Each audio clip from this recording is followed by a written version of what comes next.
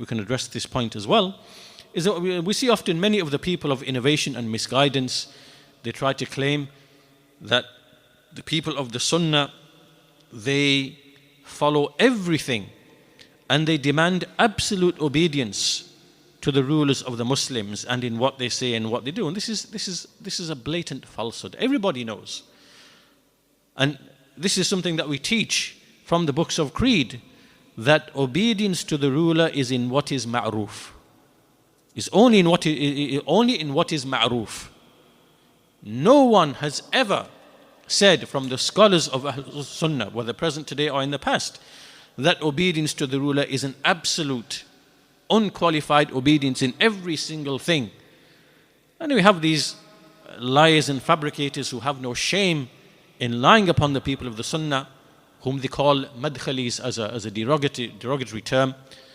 And they claim that they demand absolute obedience to everything the ruler says and does. This is false. This is false.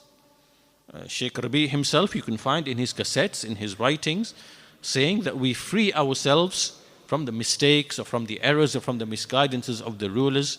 It's not permissible to ever believe and accept them, ever. And he mentions the hadith in this regard, that you will see things from the rulers. And so whoever rejects, then he will be safe, and whoever is pleased and follows, then meaning he will be harmed. Right? So this is pure falsehood. Our position towards the rulers is in moderation between three groups. The first are the Murji'ah, about whom Shaykh al-Islam Ibn Taymiyyah said that from their way is absolute obedience to the ruler in everything. Right? It's ta'ah mutlaqah. They obey in everything. And this is not correct. This is not correct. So, we do not follow the way of the Murji'ah, meaning that we make obedience only in what is ma'roof.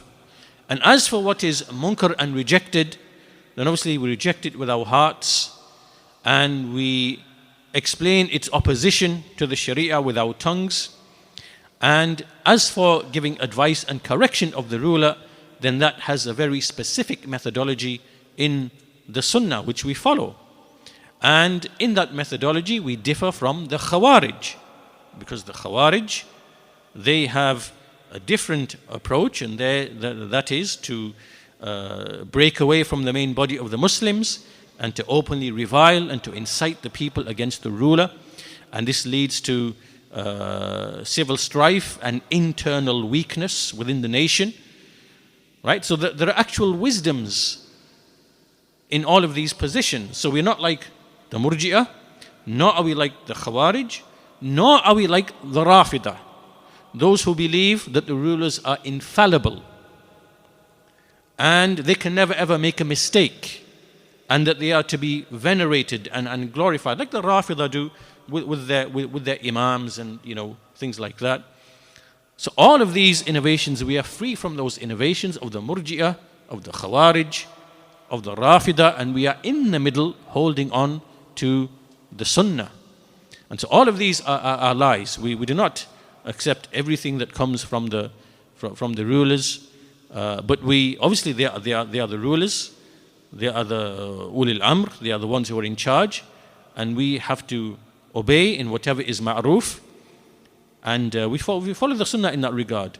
So these are all false accusations, and anyone who reads the kalam of the great Salafi scholars of this era, Sheikh bin Baz, Sheikh Albani, Sheikh al-Fawzan, Sheikh Ibn Uthaymeen, Sheikh Ahmed al-Najmi, Sheikh al-Ghudiyan, Sheikh Rabi', Sheikh Ubaid, will find that this is exactly what they say.